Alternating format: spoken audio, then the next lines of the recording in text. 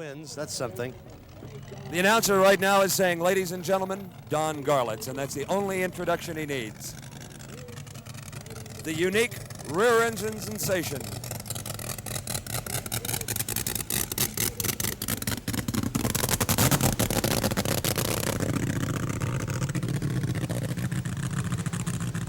It would appear, Steve, that Garlits will have a free run at Top Fuel Eliminator.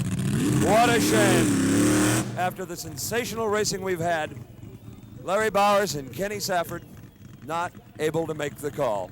And it must have really been serious, because any Top Fuel owner in the pit area would have loaned them an engine, and you can change them in about 45 minutes. So it must have been something they discovered at the last minute. So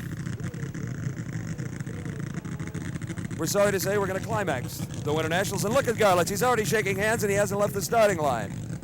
From Seffner, Florida. And believe me, after this win and this new rear engine dragster, he's the undisputed king.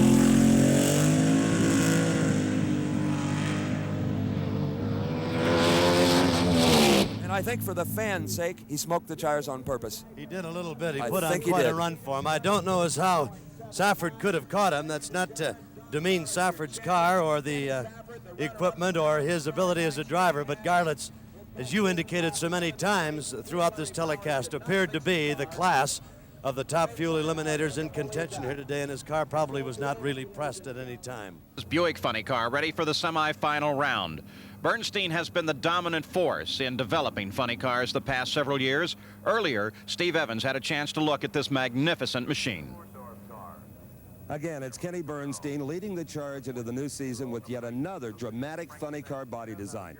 Last year here it was a Ford Tempo. This year it's a Buick LeSabre. Now the only thing really different up front is Kenny and crew chief Dale Armstrong have enclosed the supercharger in the fuel injector to try to reduce some of the frontal area. But starting here, you'll notice things get very flat everywhere possible. There and also down both sides of the car. It is just slab-sided because air likes to follow a flat surface. There's less turbulence and it exits a flat surface with very little turbulence. Now here's where things get interesting. From the center of the fender wells, these wings rise up dramatically. And what that has done is to lift the rear deck area even with the top of the roof. So instead of having that canyon in there with the wind plowing through in a giant whale tail, as you'll see on a lot of funny cars, here the wind comes nicely off the roof, dips into here. If any turbulence is created as it bounces, it runs into these vortex generators, much like an aircraft uses. That starts a swirling action so that the wind is working on this area and providing down force for more traction. And the air is so clean coming off the back that often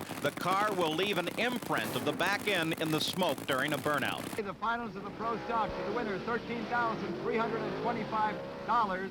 There are two finalists. That is Don Grothier in the darker car, and the white car is Bill Jenkins, who qualified 17th. Grothier qualified 4th.